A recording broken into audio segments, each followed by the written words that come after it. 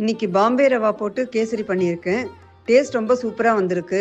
அதை எப்படி செய்யறதுங்கிறத இந்த வீடியோவில் பார்க்கலாம். வாங்க வீடியோக்குள்ளே போகலாம்.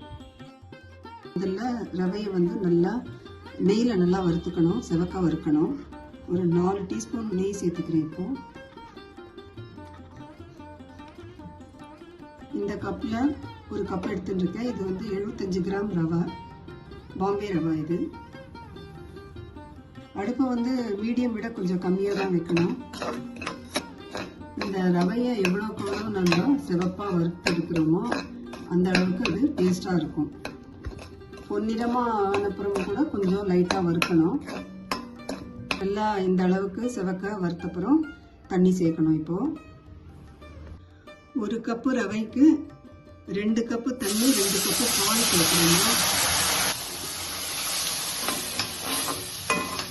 பால் சேர்க்காம வெறும் தண்ணியிலேயே வேக வச்சு செய்யலாம்.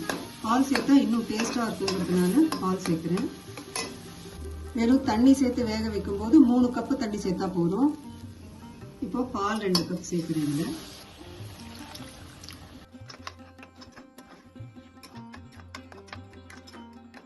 ஒரு 2-3 நிமிஷம் கொதிச்சா போதும். இது நல்லா வெந்துடும். ரவை நல்லா ஆல்ரெடி வறுபட்டிருக்கு, அதனால ரொம்ப நேரம் வேக வைக்கணும்னு அவசியம் இல்லை. இந்த மாதிரி கெட்டியாக ஆனப்புறம் சர்க்கரையை சேர்த்துடலாம். ஸ்டவ்வை மீடியம் விட லோவாகவே வச்சு செஞ்சால் தான் சரியாக இருக்கும். இப்போ 1 கப்புக்கு 1.25 கப்பு சர்க்கரை எடுத்துட்டுருக்கேன். இது கொஞ்சம் கொஞ்சமாக ஆட் பண்ணால் தான் நல்லது. ஏன்னா கட்டி ஆகிடும், அப்புறம் கட்டிடும்.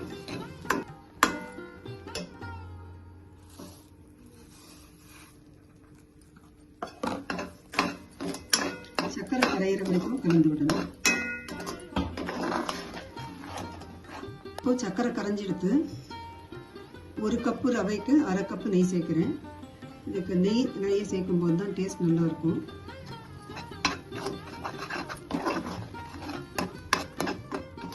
இது கொஞ்ச நேரம் இந்த மாதிரி திருப்பி விட்டுட்டே இருந்தால் வானலியில் ஒட்டாம சுருண்டு வரும்.